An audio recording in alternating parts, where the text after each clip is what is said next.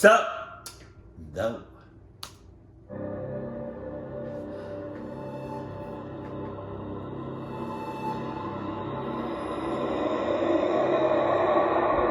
Right. If there's any This video, happened one winter night at my friend Luke's house. if there's any videos of chilling scares you want me to react to that you know I haven't, let me know that in the comment section below. Let's go.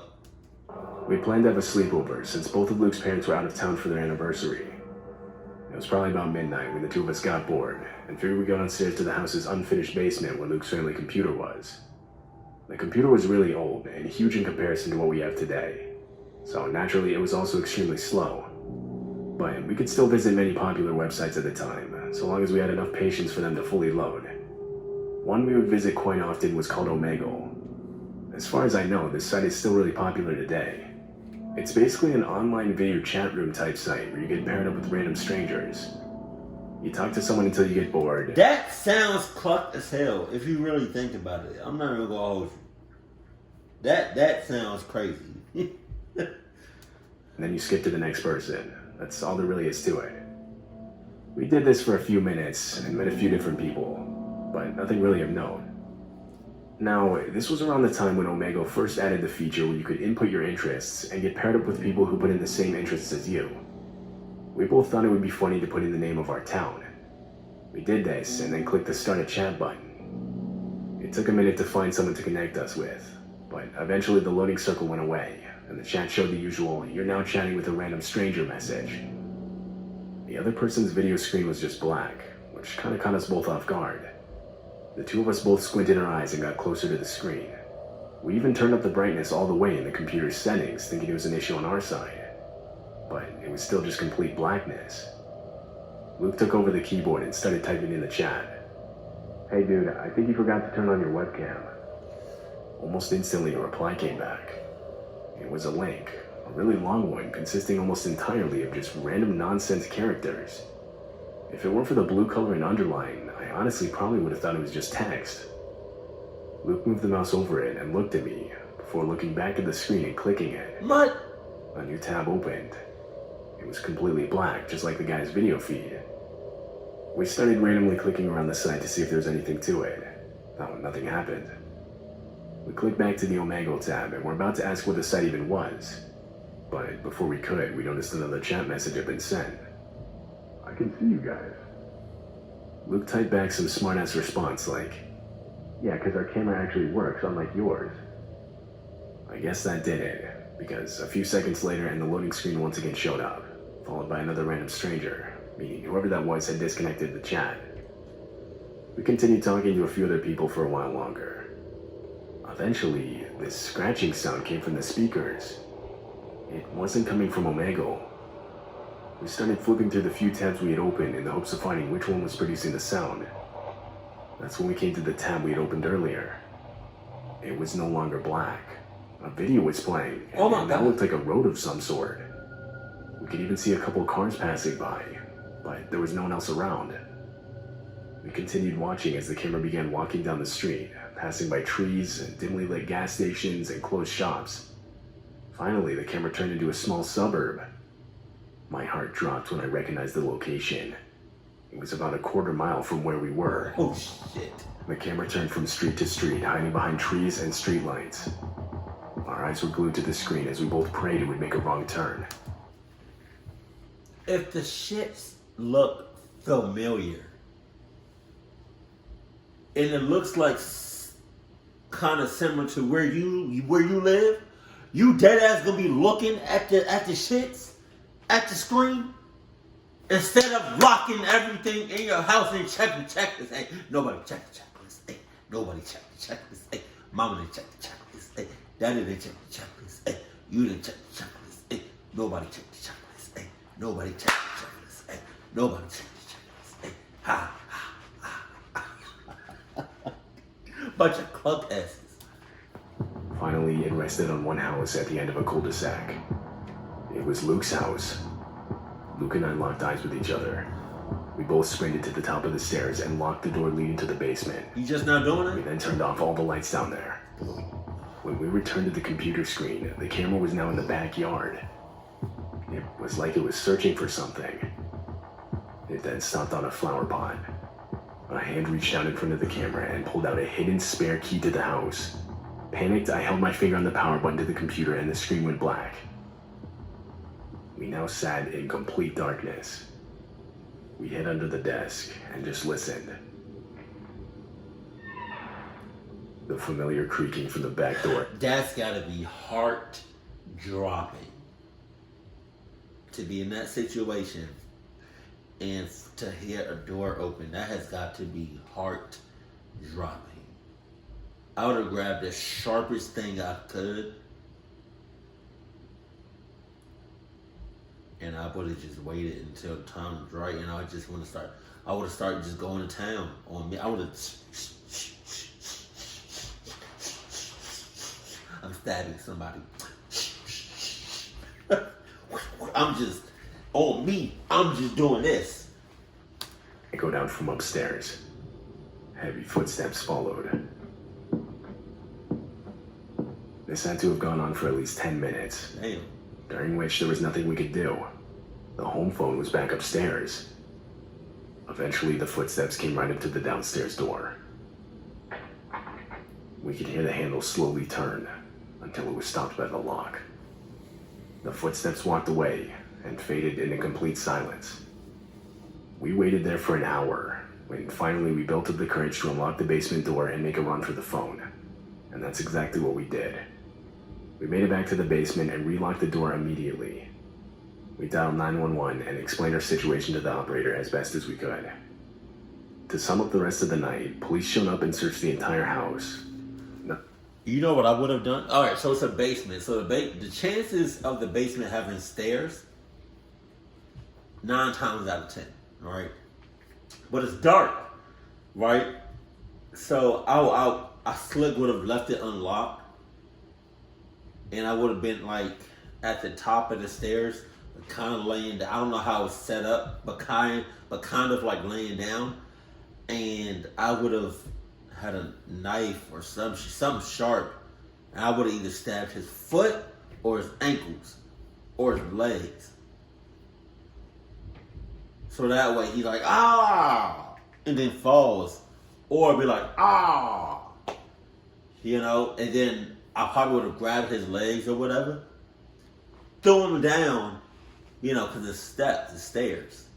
So he's going to be not only hurt from my stabbing, but also hurt from me just pushing his ass down the steps.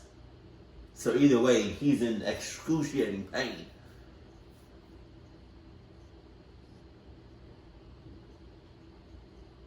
I mean, I say that, but then when push comes to shove, I'm probably just going to, I mean, okay, I can't really do it like that, like I want to, because I just started working out again. I've been really busy the last 3 months, but I would have just started running, haul ass. Yeah, that shit hurts. But yeah, y'all get the drill. He was found out of place or missing. Well, nothing but the spare key in the backyard. That was still gone. Change the Luke's locks. parents were informed of the break-in, and in the end, all they did was change all the locks on the doors to their house. That's To be it. honest, I don't think they really ever fully understood the whole situation, or what we saw that night. Y'all didn't get no Luke and cameras? I haven't used any kind of online random chat room ever since. Y'all should have got some. Y'all should have stocked up on cameras and Adidas. I was 16 and had just gotten my license when this happened. Back then, I used to spend a lot of my nights online in different chat rooms around the internet.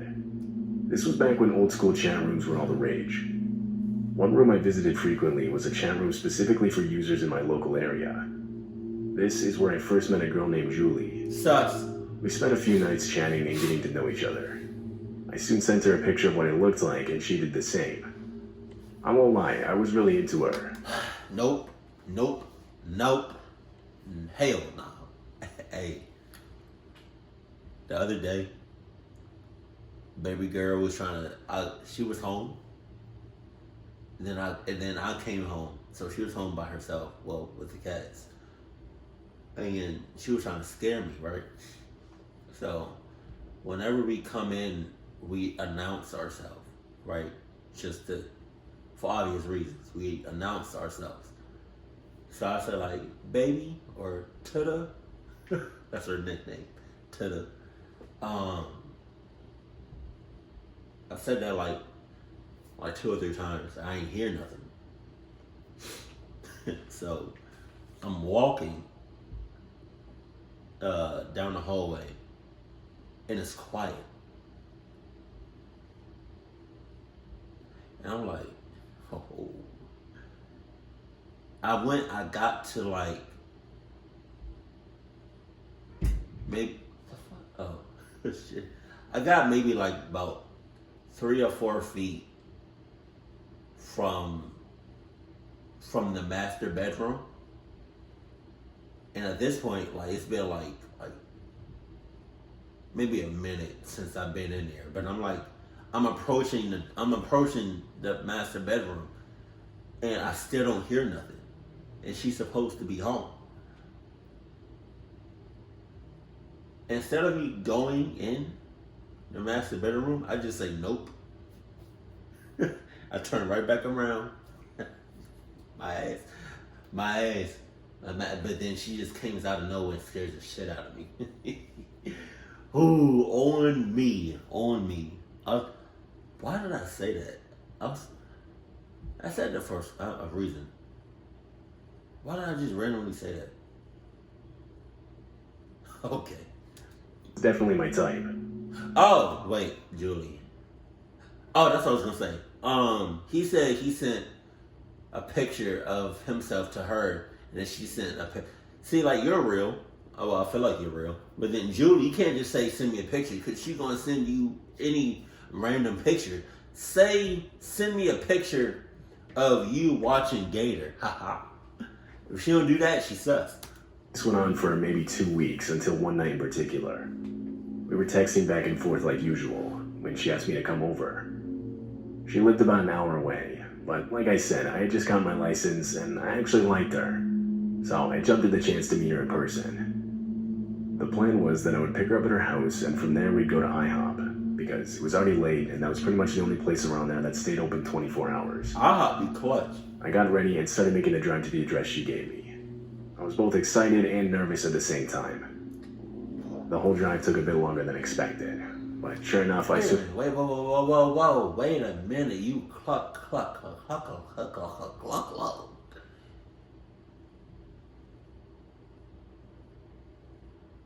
I don't care if it's been a whole year. I'm still not gonna meet up with you by myself. What do you think I look like? You think I look like a Nike looking ass nigga? You clock ass? arrived at her place. It was an old farmhouse in what felt like the exact middle of a cornfield. This wasn't uncommon where I lived. I guess I was just a bit confused as to how the house got internet way out here. I walked up to the porch and knocked on the front door. Wow. A light quickly turned on from inside and the front door opened. The person standing in front of me was not Julie. Rather, it was some guy much bigger than me who I'd never seen before. I told him I was here to pick up Julie. He nodded his head and introduced himself as her dad. The only problem is the guy looked like he was still in college. Regardless, I shook his hand and introduced myself. He gestured me inside, and me wanting to make a good impression, I walked in. We sat down in the dining room of the house, and I asked him if Julie was here. At first, he dodged the question. You idiot! You idiot! You idiot! He's either Julie or the hoes like, or unless Julie's a real person and she set this shit up. Either way, it's a cluck ass situation. But after asking a couple more times, he told me she was at work and would be home in a few minutes. Our conversation then veered towards where I live, but he wasn't exactly asking me. He was more so speaking in a way as to confirm this information which I had only told Julie. I started legitimately sweating and nervously looking around. That's when I saw two silhouettes walking past one of the windows outside near the back of the house. I could tell the man knew I was suspicious, so right then and there I shot up without saying a word and sprinted outside and back to my parked car. There's no doubt I was chased, but I was much faster than the guy. I got in my car and pushed the pedal to the floor back the way I came. Just as I was gaining speed, my headlights revealed a shiny silver object over the floor of the road in front of me. It was a spike strip. I swerved towards the cornfield and somehow was able to miss it. I got back on the road and looked in my rearview mirror. 3 silhouettes were chasing me, but slowed pace when they saw that I missed the strip. I got back to a main road, and the harrowing reality that Julie wasn't real, and that I could have almost just been killed slowly started to set in. Oh, yeah. When I got home, I had one new message from Julie's account. "Where'd you go? Come back." I didn't respond to this message. You still a cluck ass. I don't give a cluck. I was in my second year of college at the time. I lived with my dog in a small cheap house that wasn't too far away from my school's campus. I had planned to live with a few of their friends to help cut down on the rent, but shortly before the school year started, those plans fell through. The isolation was manageable. It's just the amount of rent I had to pay that was slowly killing me. Anyway, back then, online chat room websites were really in their prime. Audio and even video sites were slowly becoming a normal thing. Ever since I got my laptop for school, I would often use it to visit these sites. I met a lot of different people, some who I still call good friends to this day. One night, I got home from one of my night classes, and like usual, got on my laptop to join voice chats in servers with people that had similar interests as me.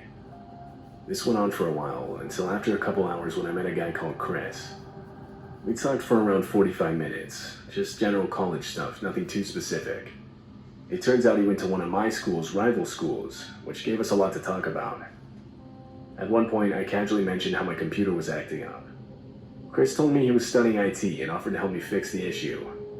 I agreed, and he gave me a link telling me to install the application it led me to. I was unfamiliar with the site, but nothing about it yelled sketchy, so I installed it. Oh, yeah.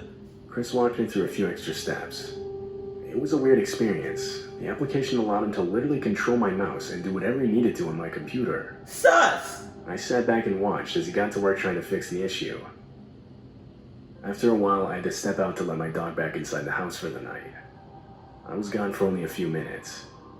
Just as I stepped back in my room, I noticed something on the laptop quickly being closed out. I dismissed it as Chris just doing what he needed to do. I asked him if the issue was fixed, and he said, You can do what you need to do, just don't check my browser history. That's all I'm saying. Just why? Just don't do it. Why? Don't do it. Why? Chris?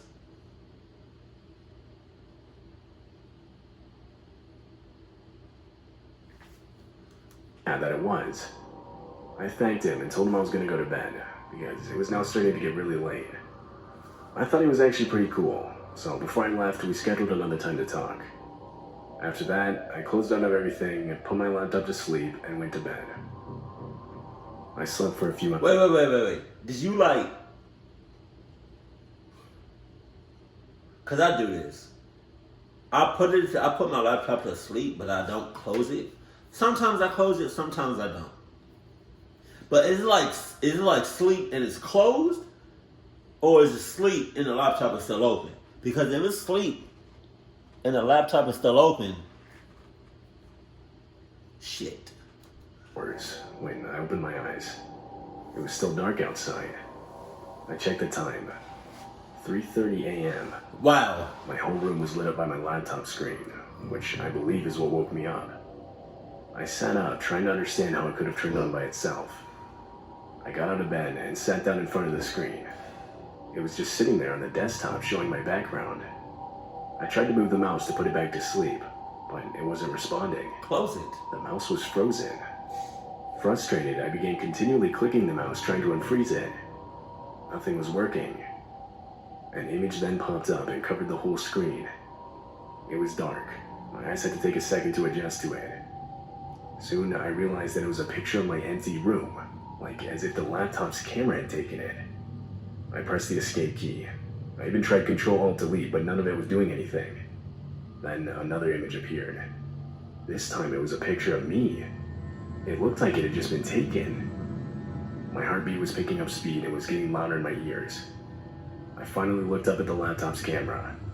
The small light next to it was now on, indicating that it was being used. Then a video appeared on the screen with a play button in the middle of it. It was me again, now with a horrified expression on my face. The mouse started moving by itself towards the play button. It clicked it and the video started as I desperately put one hand over the camera and the other holding the power button. I held the power button for about 15 seconds when one final image appeared on the screen. It only showed for a brief second before the laptop finally powered off and the screen went black. But I could still tell exactly what the image was of. It was a low-quality picture of the outside of my house in the dark. There it is. I sat there frozen, taking in what I had just seen. Breaking the silence was the sound of my dog aggressively barking from downstairs. Knowing my dog rarely ever does this, I panicked at the thought of someone trying to break into my house. This would never end up happening, however. My dog's barking slowly stopped and the rest of the night was just silence. The next morning, I moved all of my stuff into a hotel and stayed there until I found a new place to live, purely out of fear that someone would come back to that house. I never talked to Chris again, and I still don't know what was done to that laptop. I had school files on that thing that weren't backed up, but I couldn't bring myself to turn it back on. I accepted that they were gone. I ended up setting that laptop on fire and burning it completely. Oh shit. Well, yeah, well that's an option. You know. Or, you know, just don't do cluck shit like you just did. Don't give somebody full access to somebody you don't know.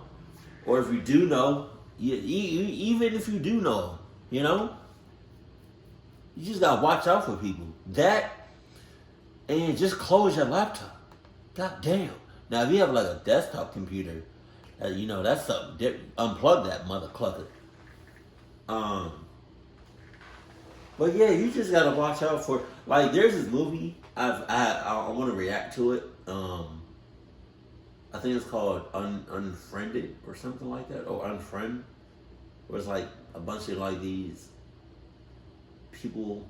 I don't know if they're friends. I don't know if they started off as friends, or it's a bunch of like I don't know. It's like these people they meet or whatever, or they're friends on this online thing. Like they're using webcams to talk to each other, but one of them is clucked. You know, one of them is about that. Like, I don't know what's going on, but I think the movie's called Unfriend or Unfriended, and it deals with like online chatting. But as soon as I figure out how to react to it, I want to react to it. But yeah, I don't really mess with like online like that. As far as like online chatting and just talking to people like that, dude. And I've seen this before. Well, I've actually experienced it, but only because I needed help with my laptop. And I gave an Apple employee access to my laptop. I don't know where he was in the world, but he had access to my laptop. That was kind of creepy, though. I'm never gonna hold you. Not being able to have access to your own shit and seeing your own, and like seeing it being controlled by somebody else. That's a little scary. I'm not even gonna hold you. But yeah, but that online shit for the birds in every way imaginable. Keep it cool, keep it classy. I love you, stay happy. My family.